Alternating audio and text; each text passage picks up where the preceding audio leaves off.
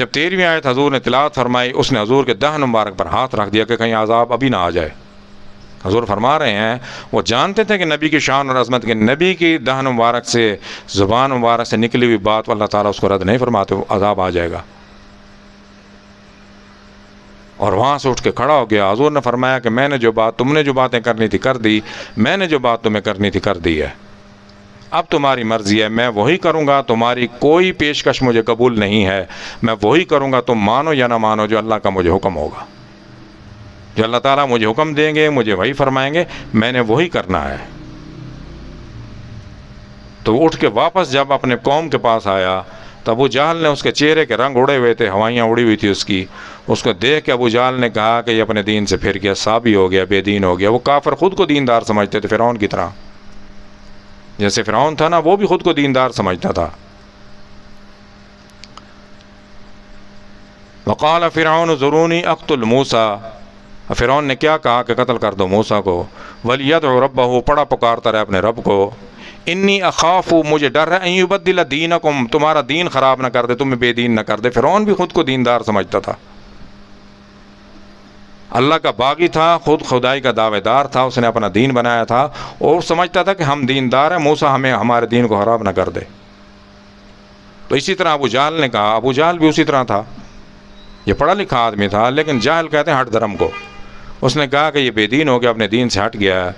تو وہاں جا کر عتبہ جب بیٹھا تو اس نے جواب دیا اس وقت ابو جہل کو، اس نے کہا کہ خاموش ہو جاؤ، میری بات سنو۔ دارالندوہ میں جب ان کا اجلاس ہوتا تھا، ان کی اسمبلی تھی جو معاملات کفار کے تھے، مشرکین مکہ کے، قریش کے، ایک اسمبلی انہوں نے بنائی ہوئی تھی جس کا نام دارالندوہ تھا۔ وہاں مجلس میں بیٹھ کے اپنے سارے معاملات، فیصلے طے کرتے تھے۔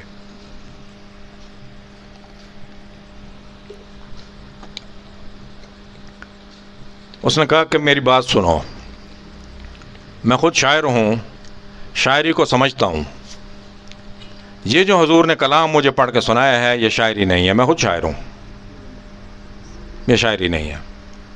اور کہانت کو میں سمجھتا ہوں، یہ کاہن کا کلام نہیں ہے، میں کہانت کو خود سمجھتا ہوں، اور نہ یہ سحر ہے، نہ یہ جادو ہے، یہ عجیب کلام ہے۔ اور اب تم میری بات سن لو، نبی کریم صلی اللہ علیہ وسلم اگر غالب آ جائے، ان کی بادشاہت قائم ہو جائے، ان کا دین غالب ہو جائے، تو تم عرب کے لوگ ہو، یہ تمہاری عزت ہے دنیا میں، ہماری کوئی بادشاہت نہیں ہے۔ دو اس وقت بڑی سلطنتیں تھیں، کیسر جو تھا مغرب کی جانب تھا، کیسر روم کی سلطنت تھی، اس وقت کی سپر پاور تھی، کسرا ایران کا تھا، یہ دو بڑی سلطنتیں تھیں، اور ان کی آپس میں جنگیں ہوتی تھیں، عرب کے صحراؤں سے گزر کے جاتے تھے، وہ کوئی بادشاہ نہیں تھا۔ اگر ان کا دین غالب آ گیا تو تمہاری عربوں کی عزت ہے۔ انہوں نے کہا کہ اب اس مسئلے کا حل کیا ہے؟ انہوں نے کہا کہ اس مسئلے کا حل یہی ہے کہ نبی کریم صلی اللہ علیہ وسلم کے بارے میں اس نے کہا کہ ان کو ان کے حال پر چھوڑ دو۔ اب ہم نے کیا کرنا ہے کہ ان کے خلاف پروپیگنڈا آپ کرنا ہے، اب ان سے بات چیت، مذاکرات نہیں کر سکتے، آپ ان سے بات چیت نہیں کر سکتے۔ مکے کا سب سے فصیح شاعر، سب سے بڑا میں ہوں، میں نے دیکھ لیا، ان سے دوبارہ بات چیت کے لیے نہ جانا۔ ہاں ان کی مخالفت کرو، پروپیگنڈا شروع کرو۔ تو ان کے نبی کریم صلی اللہ علیہ وسلم کے خلاف مخالفت شروع ہو گئی، اور صحابہ پر جو ایمان لے کے آئے تھے ان پر ظلم شروع ہو گیا۔ یہ انشاءاللہ آئندہ یہ گفتگو آئے گی، اولین صحابہ ایمان لانے والے، اس میں ہجرت حبشہ بھی آئے گی، پہلی بھی دوسری بھی آئے گی۔ وآخر دعوانا الحمدللہ رب العالمین۔ اللہ تعالیٰ نبی کریم صلی اللہ علیہ وسلم کے قرآن اور سنت پر کامل عمل کرنے کی توفیق عطا فرمائے۔ وآخر دعوانا الحمدللہ۔